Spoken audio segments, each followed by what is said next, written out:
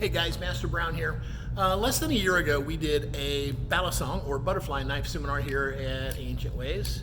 And this is a brand new one, straight out of the box over there. Really, really nice Bear & Sons knife. I thought what I'd do, since you guys are home bored and you need a fidget spinner, and warriors, we don't use fidget spinners. This is our fidget spinner. It's my commas, it's my sword, it's all my weapons. Those are my fidget spinners. When I'm bored, guys, my staff will tell you, I'm not here wandering around with nunchucks. I'm always working with my weapons, and it helps keep my brain clear, and it gives me something cool to do with my hands, keeps me busy. I know a lot of you probably weren't here for the balisong seminar, and maybe you'd like to figure this out a little bit. So if you don't have a trainer, we sold trainers at the seminar, which is a balisong or a butterfly knife that doesn't have a real blade in here. It's a blank, so you can't cut yourself with it. These are super, super sharp here. I'm going to show you how you can take a real balisong or butterfly knife and turn it into a trainer with no tools required. Now, if you have a new weapon, guys, good knives aren't cheap. Cheap knives aren't good. Okay, so definitely invest in a little bit. We have some here that are very high quality, and then we have some that are lesser quality. I want to make sure that entry level we have something for somebody that's not going to kill them, but I also want to make sure those people that want a really good balisong that they can count on, they can purchase those too, and that's what the Bear & Sons are really for. Now, it's like any weapon, you got to take care of it, you got to keep it clean, you need to oil it. Unlike a lot of knives, it needs quite a bit of oil in that joint to make sure that it's smooth. If it doesn't, it won't open quickly, it'll get a hang, or it'll just get stuck and won't open all the way, and that can be dangerous. So you want to make sure that you use good oil. There's some stuff called blue oil that's perfect for knives. I know guys who use it on guns and stuff like that too. And so now, if you missed our seminar, I'm going to show you real quick we'll do 3 different openings real quick. If you don't have a knife to practice with, guys, you're welcome to call here. We'll sell you one and mail it to you. Or if you want to buy something online, there's definitely some good ones. BladeHQ.com is I think it's at BladeHQ.com, but just type in Google Blade HQ. As in headquarters, and they've got all kinds of cool stuff out there. Just look up balisongs or butterfly knives. I would not recommend anything from Bud K, although I love their catalog.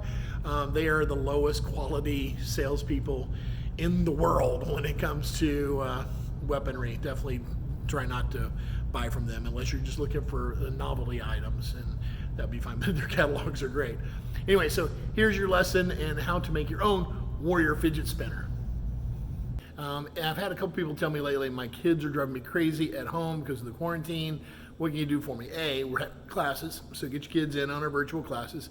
But something we did probably a little over a year ago, we did a butterfly knife seminar. And we sold trainers, so that, or we gave them away if you did the seminar. And it allowed the kids to have something safe that they could practice with and put some time in on learning some of the cool openings and stuff. So here's the thing, my trainer, I don't even know where it is anymore. So this is a real one. So I'm gonna show you really quick how you can take a real one and turn it into a trainer really easily. No tools are required. So the first thing you wanna do is grab some masking tape and pull about 3 or 4 inches off.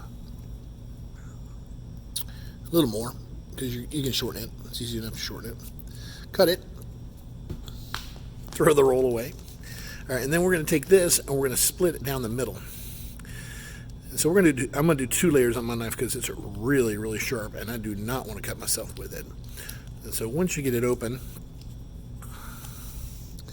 you're going to just cut straight down the middle and split that tape all the way down. You make it centered here in the camera. Kids, don't do this yourself. Get some help with your parents. Last thing I need you doing is hurting yourself while you're in quarantine because you can't go to the emergency room. So get help, please.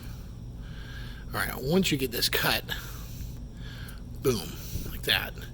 Now you got 2 pieces to help make your knife safe. Now we're going to take the tape and we're going to put it down the edge of the knife.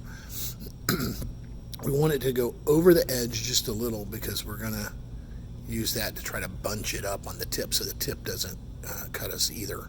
And it's okay to do like little folds. See how I'm doing like little folds there? Because I want to make sure I'm covering the edge really well. And once you have that, Just going to fold it over. Be really careful not to let it cut you through the tape. And if you have too much down here, that's okay. We're going to use our scissors and cut that off here in a minute too. Now you could probably use duct tape for this too. The tricky part is that this knife has still got to close. That means the knife has still got to go inside the handle, so you don't want this to be too thick. So all right, so now I've got one layer on. I'm going to trim this off and put on a second layer just because I want to be super, super safe. All right, so once we've got 2 layers of tape on there, you see we got this piece that sticks off the end up here. Going to trim that off a little bit. I do want it to try to be a little poofy on top so that if I drop it, it doesn't stick into me at all. All right, so now the tricky part is, does it close? So let's check and see. Oh, look at that. Perfect. Okay, so now we got our knife so that it closes. And if I happen to open it the wrong way, I'm not going to cut myself.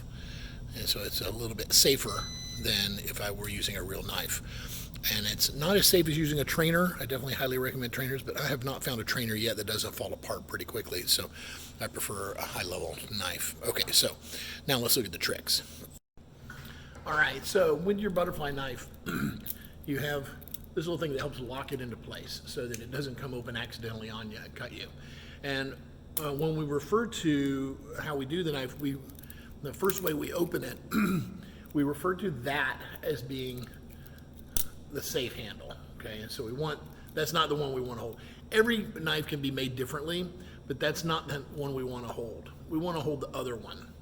And the reason being, so when I open this, the very first opening you're going to do is you're going to open it and let that handle hit the back of your hand. You're going to turn it around in the midst of that, and then you're going to flip it again. Well, if this is the sharp side of the knife, I'm about to hit that on the back of my hand. That would be bad, right? And so we want to make sure that we're holding the correct handle. Then you're going to turn it around again. You're going to flip it and then come down and you can either close or open it that way. But the idea is to make sure that the back of this knife is what's hitting you. Now, if you're quick enough and you have a double-edged knife, I've seen guys do it with a double-edged knife and never hit themselves. Sorry, that's not me. I prefer a single-edged blade. Just makes things a little safer for me. And it definitely works better when it comes to this. Okay, so now let me show you this opening that it is. This is the most basic opening, and it's really, really cool. And anyone can learn to do this, and then it just takes some practice. So watch and follow along. So now let's talk about how you're going to do your first most basic opening. It's a 3-step process. And it's not too difficult to do. I just want you to make sure, first off, you're grabbing the safe handle. So you can see I've got my thumb on one side, my fingers on the other. Very first motion is I'm going to flip so that the handle hits the back of my hand. That can hurt a little bit, guys. This is metal hitting your hand, so it could definitely make it, sting a little, but it's not going to kill you. Okay, and once I do that, or while I'm doing that, I'm actually going to turn it so that it's here, and then I'm going to do it again. And then from here, I'm just going to flip it right back to the open position, let my fingers come around the handle. And now I have an open knife ready to go, okay? And so to close it, you do the same thing. You're going to flip it so the back of the handle hits your hand, turn it, flip it again, and now open your fingers up so that they're out of the way, and closed. Okay, so done fast. Let me show you fast. 1, 2, 3.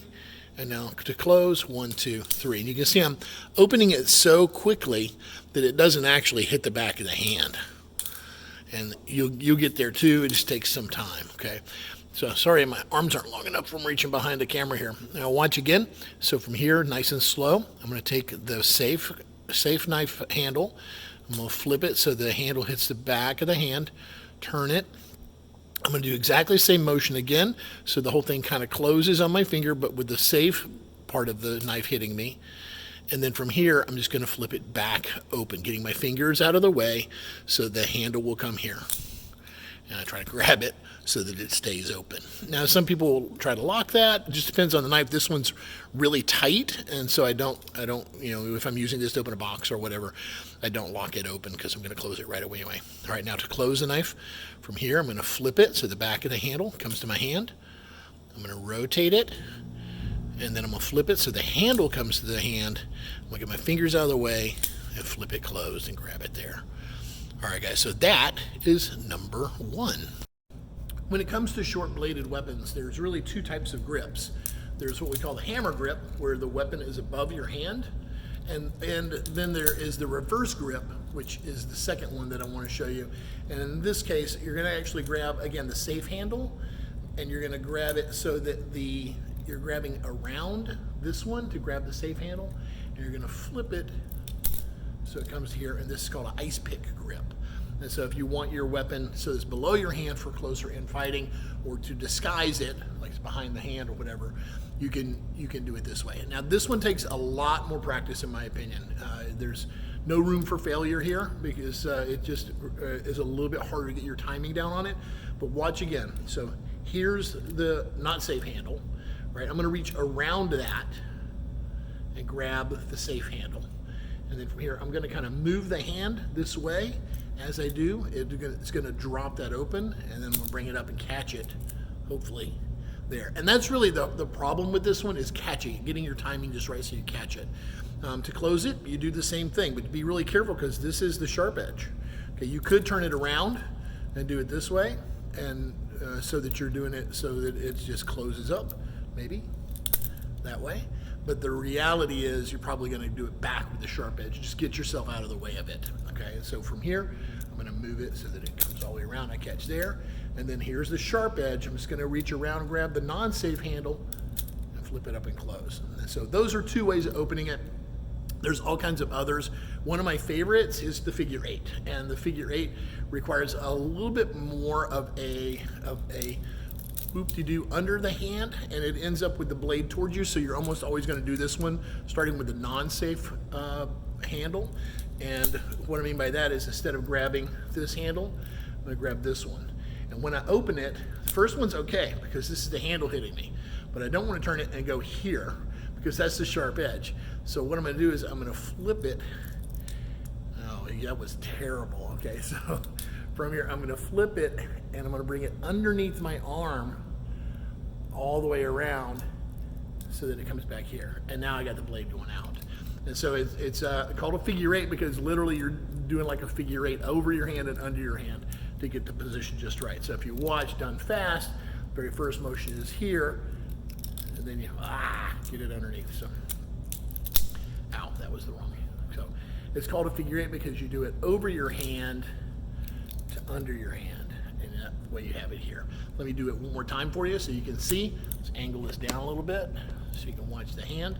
So again, I have the non-safe handle, which is perfectly okay for the first open because I'm going to go to the back of the hand. But then from here, I'm going to loop it underneath the hand. As I do, I'm going to make sure that blade stays away from me, and I'm going to swing it all the way around. So watch again. So from here, boom, loop it, open the thumb so that you grab the handle there. One more time, boom, come underneath, and I'm twisting it as I go so that I end up with the handle pointing out, thumb up, comes right in. Okay, one more time, I'll do fast. So boom, boom. And this is my favorite one, if you can't tell, because it is definitely uncommon, and I like doing things in the most oddest way possible. All right, and now slow again. Remember, I have the non-safe handle. We'll flip there. And just bring it in. As you do, you're gonna I'm gonna actually turn it this way. So I'm turning it, boom, so the blade goes down. It comes back up, and the handle comes right into the hand. Again, nice and slow, boom. Bring it under, turn it over, the handle comes to the hand. So it's a little bit quicker way to get it to that hammer grip. Makes it a little bit more of a flashy one too. There's all kinds of cool thumb spins and stuff that I can teach you too, but guys, seriously, start with the basic, get really smooth and fast with that.